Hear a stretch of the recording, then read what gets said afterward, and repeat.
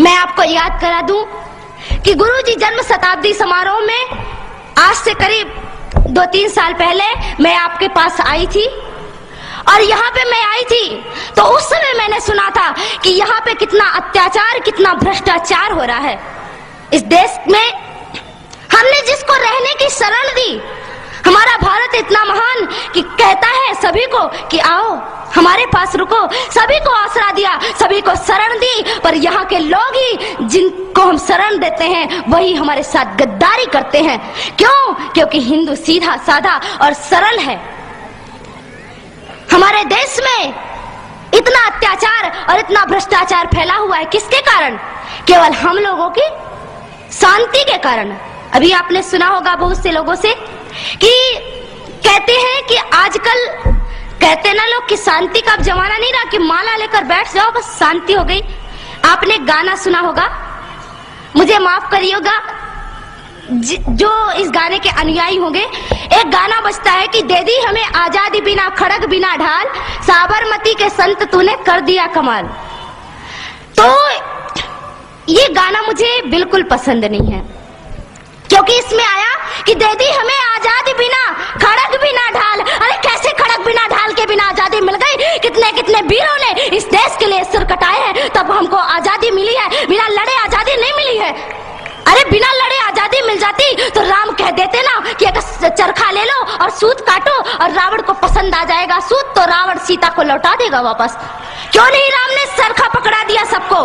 तो केवल चरखा पकड़ने से और सूत काटने से आजादी नहीं मिलती और शांति का भाषण देने से आजादी नहीं मिलती। राम ने अपने प्रत्यंचा पर अपनी धनुष पर तीर चढ़ाया और रावण के संग वध किया, तब माता सीता वापस आई। हिंदुओं, आप राम बनो और अपने धनुष को तैयार कर लो और तभी इस देश से आतंक नष्ट विनष्ट होगा। आप सभी लोग तैयार हो जाइए। और मैं आपको एक बात कह दूं कि आज आप सभी लोगों को तैयार होना है। जब इस देश में 26 जनवरी को स्वतंत्रता का संग्राम मनाया जा रहा था, आजादी का संग्राम मनाया जा रहा था, चारों ओर खुशियां ही खुशियां थी, तब कश्मीर की केसर की क्यारियों में बारूदी सुरंगें फोड़ी जा रही थी। भाड़े से आए हुए कितने आतंकवादियों ने पता नहीं कितने निरपराध आदमियों को, कितने मासूमों की हत्या कर दी। तो वहां पर किसी नेता ने आंसू नहीं बहाए, पर बाबरी का ढांचा गिर जाने पर रोने वाले नेता छाती पीट पीट कर रोते थे। ऐसे छाती पीट रहे थे जैसे रावण के मरने पे मंदोदरी ने भी अपनी छाती नहीं पीटी होगी। इन देश के नेताओं को देखो, ये कुत्ते हैं और ये टुकड़ों के बल पर पल रहे हैं। और मैं आपको सावधान कर दूं कि इस देश की नेता से और इस देश के कानून से सावधान रहना, क्योंकि ना तो ये हमारी रक्षा करेगा बल्कि आपको नींद की गोली दे करके और सुलाएगा कि जितना आप सोओगे उतना इसको कुर्सी में बैठने के लिए मिलेगा। इस देश के नेता कली बेच देंगे, चमन बेच देंगे, धरा बेच देंगे, गगन बेच देंगे। अगर तुम यूं ही सोए रहे राष्ट्रभक्तों तो ये बांट के भिखारी सारा वतन बेच देंगे, नीलाम कर देंगे मेरे देश को। इसलिए इस देश को नीलाम नहीं करना है, आप सभी लोगों को तैयार होना है, मुट्ठी बांध करके कहना है कि भारत देश हमारा है, हमारा था और हमारा ही रहेगा। और इस भारत देश पर किसी ने आंख उठा के देखी तो उसकी आंखें नोच ली जाएंगी, उसकी आंखों को नोच करके गिद्धों के सामने फेंक दी जाएगी। इसलिए आप सभी लोगों को तैयार होना होगा। आज मैं आपको बता दूं कि इस देश में क्या हो रहा है। आज भी आप जाइए कश्मीर में तो वहां किसी हिंदुओं को चैन से जीना नहीं मिलता।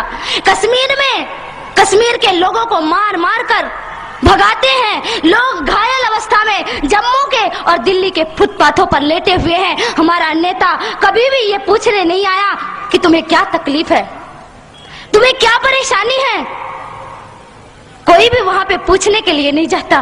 पर मैं आपसे कहती हूँ कि आप तो हिंदू हैं, एक हिंदू दूसरे हिंदू की पीड़ा समझ सकता है। मैं आप लोगों से कहना चाहती हूँ कि अब आतंक का नष्ट होना चाहिए। इस देश से आतंक का नष्ट तभी होगा जब आप सभी लोग तैयार होंगे, आप सभी लोग खड़े होंगे। क्यों? हमारे देश में राम सेतु पर ऐसा राम सेतु और भगवान श्री राम द्वारा बनाया गया वह सेतु, उसको तोड़ने की बात कह दो कि जिस हाथों से राम सेतु टूटेगा उन हाथों को हम काट कर फेंक देंगे। और जो हमारे देश में हमारे राम का नहीं वो हमारे किसी काम का नहीं। जो राम से नहीं मिल सकता वो हमसे भी नहीं मिल सकता, और उसको लात मारकर इस देश से बाहर निकाल देना है। और मैं आप लोगों से कहना चाहती हूँ कि सभी लोग तैयार हो जाइए। बस भगवान श्री राम हमारी प्रतीक्षा कर रहे हैं। भारत माता अपनी बाहों को फैलाए हुए है और कह रही है कि मेरे बेटो, मैं तुमको गले से लगाने के लिए तैयार हूँ, पर एक शर्त पर। जब तुम इस देश को, इस भारत भारती को पुनः विश्व गुरु के पद पर प्रतिष्ठित करोगे, तब भारत माता आपको चैन की नींद सुलाएगी।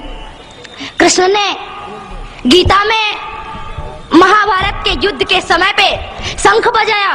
केवल कृष्ण को बांसुरी नहीं बजानी आती, कृष्ण शंख भी बजाता है। और कृष्ण ने शंख बजाया और शंख बजा करके कहा कि इस देश में पहले शंख बजा करके सबको जागृत करो, और जब सब जागृत हो जाए तो फिर चैन की बांसुरी बजाना, फिर चैन से बैठ जाना। पहले राम का धनुष बाण उठा करके इस देश से रावण को खत्म कर दो, फिर कृष्ण की बांसुरी बजाने के लिए बैठ जाना। भारत माता तो स्वयं तैयार बैठी है और हमें डराया जाता है। दूसरी बात, अभी मैंने आपको कहा कि कुछ तो भय में लोग संप्रदाय जातियों को बदल देते हैं और कुछ लोग डर के मारे। तो आप बता दो, आप कौन हो? अरे शेर कौन होता है? जंगल का राजा होता है ना। और शेर को किससे भय होता है? अरे आप शेर है, शेर को किसी से डर नहीं होता। बता दो उन मुल्लों को, पाकिस्तानियों को कि हम डरते नहीं अणुबम्बों से, विस्फोटक जलपोतों से, हम डरते हैं ताशकंद शिमला जैसे समझौतों से। सियार भेड़िए से डर सकती सिंहों की औलाद नहीं। भरतवंश के इस पानी की है तुमको पहचान नहीं। आइटम बम बना करके तुम किस्मत पर फूल गए। 65, 71 और 99 के युद्धों को शायद भूल गए। तुम याद करो, अब्दुल हमीद ने पैटर्न टैंक जला डाला, हिंदुस्तानी नेटो ने अमरीकी जेट जला डाला। तुम याद करो, गाजी का बेड़ा झटके में ही डुबा दिया, ढाका के जनरल नियाजी को दूध छठी का पिला दिया। तुम याद करो 90,000 उन बंदी पाक जवानों को। तुम याद करो शिमला समझौता, इंदिरा के एहसानों को। पाकिस्तान ये कान खोल कर सुन ले कि अब की जंग छिड़ी तो सुन ले, नाम निशान नहीं होगा। कश्मीर तो होगा लेकिन पाकिस्तान नहीं होगा। लाल कर दिया लहू से तुमने श्रीनगर की घाटी को। किस गफलत पर छेड़ रहे तुम सोई हल्दी घाटी को। जहर पिलाकर मजहब का इन कश्मीरी परवानों को, भय और लालच दिखलाकर तुम भेज रहे नादानों को। खुले प्रशिक्षण, खुले शस्त्र है, खुली हुई शैतानी है। सारी दुनिया जान चुकी ये हरकत पाकिस्तानी है। बहुत हो चुकी मक्कारी, बस बहुत हो चुका हस्तक्षेप। समझा दो उनको वरना भभक उठेगा पूरा देश। देश अगर हो गया खड़ा तो त्राहि त्राहि मच जाएगी।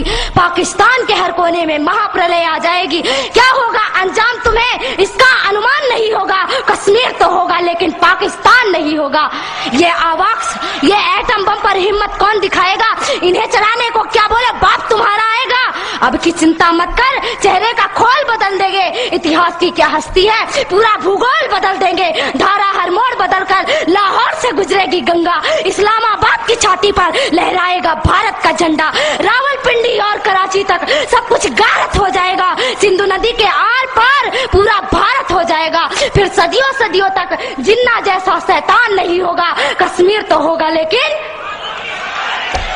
कश्मीर तो होगा लेकिन अगर आप ऐसा ही बोलते हैं तो एक दिन मैं सच कहती हूँ कि पाकिस्तान का नामो निशान नहीं रहेगा। इसलिए मेरे देश के बंधुओं, मेरे देश के भाइयों, खड़े हो जाइए। अब खड़े होने का वक्त है।